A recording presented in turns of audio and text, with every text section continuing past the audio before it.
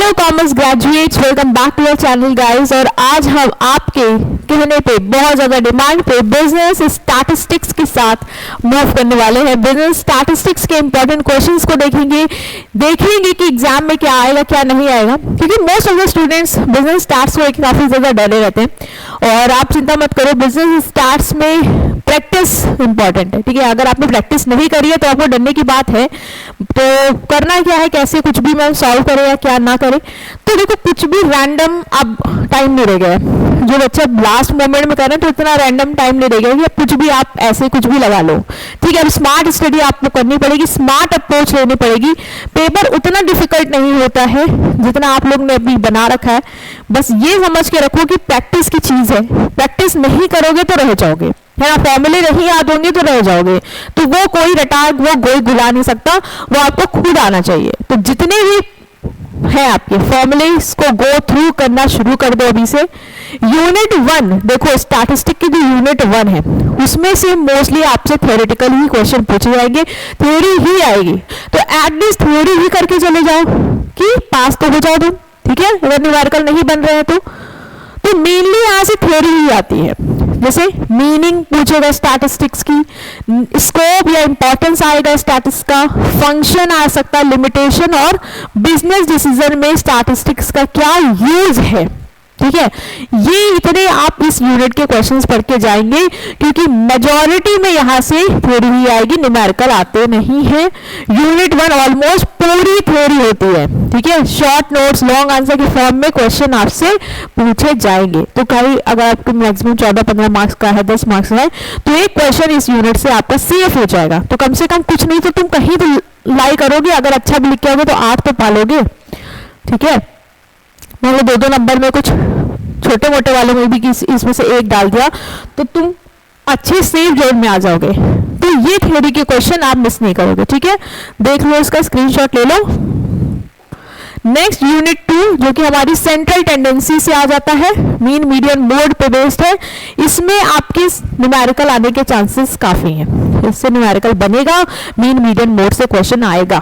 किससे ज्यादा आ सकता है, मीन में कैसा क्वेश्चन बन सकता है, मोड में कैसा बन सकता है, मीडियन में कैसा बन सकता है, ये बता दो। देखो, मीन में डायरेक्ट मेथड और शॉर्टकट मेथड आने की प्रोबेबिलिटी ज्यादा रहती है कि डायरेक्ट और शॉर्टकट पूछ ले। स्टेप डेविएशन उतना चांस नहीं बनाता जितने ये दोनों बनाते हैं। तो एटलीस्ट हो सकता है कि वो तुमसे पूछे भी ना, कि मेथड दे भी ना स्पेसिफिक, तुम्हें किसी भी मेथड से सॉल्व करना आ जाए, तो तुम डायरेक्ट और शॉर्टकट की प्रैक्टिस कर लो। अगर तुम्हें स्टेप डेविएशन का समय मिल रहा है, क्योंकि उसमें थोड़ा सा तीन जाम है, मिल रहा है, तो आप बस 1-2 स्टेप बढ़ता है तो देख के चले जाओ, ठीक है। बट डायरेक्ट और शॉर्टकट देख के जाना।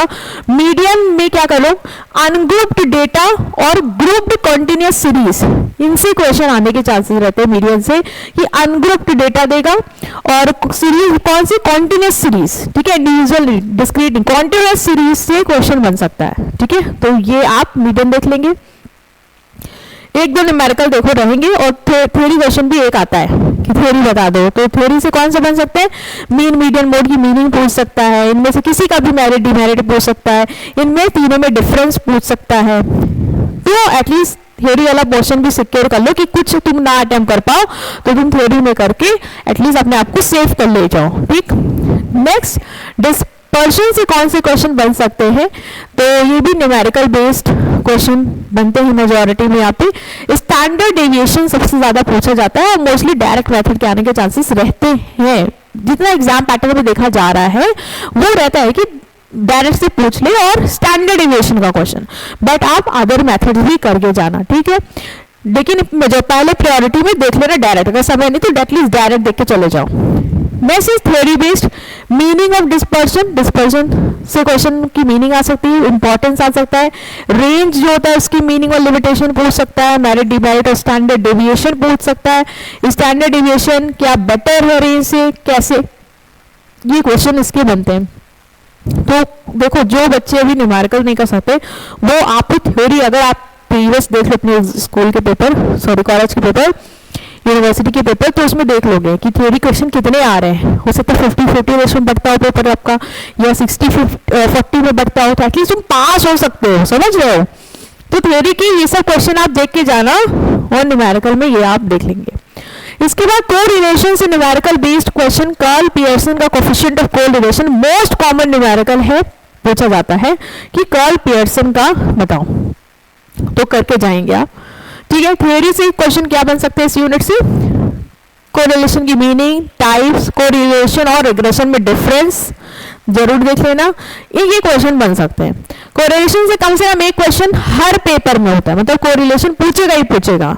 न्यूमेरिकल थ्योरी कभी कभी दोनों आ जाते हैं, तो आपको फोकस करना है कि कार्ल पियर्सन वाली कोरिलेशन वाली यूनिट आप नहीं भूलेंगे। रिग्रेशन से क्या क्वेश्चन बनेंगे, थ्योरी बेस्ड, मेनली थ्योरी ही आती है रिग्रेशन से, तो मुबारक हो आप रिग्रेशन में मीनिंग समझ के, रिग्रेशन की लाइंस, उसके यूजेस, डिफरेंस बिटवीन कोरिलेशन और रिग्रेशन, ये देख के जाएंगे। रिग्रेशन कंसेप्चुअल यूनिट है, ठीक है, डिफरेंस बेस्ड क्वेश्चन यहाँ पे फेवरेट होता है कि डिफरेंस पूछ लो तुम्हें रिग्रेशन और कोरिलेशन इनमें, तो प्लीज न्यूमेरिकल्स की चांसेस इतने नहीं है, रेयरली किस्मत खराब हुई तो इससे न्यूमेरिकल आ जाएगा, अदरवाइज थ्योरी के ही क्वेश्चन आते हैं, तो प्लीज ये थ्योरी आप करके जाएंगे। टाइम सीरीज की बात करें, ये भी थ्योरी बेस्ड ही है 100%। यहाँ पे आपसे मीनिंग ऑफ टाइम सीरीज, ठीक है, component of time series, method of measuring trend, सिर्फ नेम्स और यूजेस ऑफ टाइम सीरीज, ठीक है। टाइम सीरीज वाली यूनिट भी आपकी मोस्टली क्या है, थ्योरेटिकल है कि थ्योरी ज्यादा ही आती है, न्यूमेरिकल बहुत ही रेयरली पूछे जाते हैं। पूरी थ्योरी और स्कोरिंग यूनिट आप अच्छे से कर लोगे तो आप इसको अच्छे से निकाल सकते हो। तो स्टार्ट्स में जो बच्चे डर रहे हैं न्यूमेरिकल से, वो थ्योरी पे भी फोकस करके थोड़ा चले जाओ, एटलीस्ट अपने आप को सेव कर लोगे, ठीक है। सो ये था आपका जो हमने डिस्कस किया है, और आई वुड से कि आप लोग अच्छे से करो। इंडेक्स नंबर से भी थ्योरी अगर है सिलेबस में, तो थ्योरी के ही मोस्टली क्वेश्चन आते हैं, तो इंडेक्स नंबर का थ्योरी देख लेना और जो भी फॉर्मूले हैं थोड़े बहुत एक बार गो थ्रू कर लेना, ठीक है, ओवर। सो हमने यहाँ पे डिस्कस किया, तो आई विल से कि आप लोग प्लीज रिवाइज करो, लास्ट मिनट में ये अफसोस मत करो कि नहीं किया, नहीं किया तो नहीं किया, तो थ्योरी ही एटलीस्ट देख के चले जाओ। थोड़े बहुत जो न्यूमेरिकल्स हैं डायरेक्ट मेथड से जो आसान लग रहे हैं आपको, वो कवर करके चले जाओ, अपने पे भरोसा रखो, कैलकुलेटर वगैरह थोड़ा फोकस के साथ यूज करना, क्योंकि हड़बड़ा के भी चीजें हम गलत करते हैं, तो वो नहीं होनी चाहिए, ठीक है। So goodbye, good luck, और आप ऐसा कर सकते हो, अच्छा कर सकते हो, कॉन्फिडेंट रहो, ठीक है, मस्त रहो और अच्छे से तैयारी करते रहो, right. So see you next video, till then take care of yourself, thank you.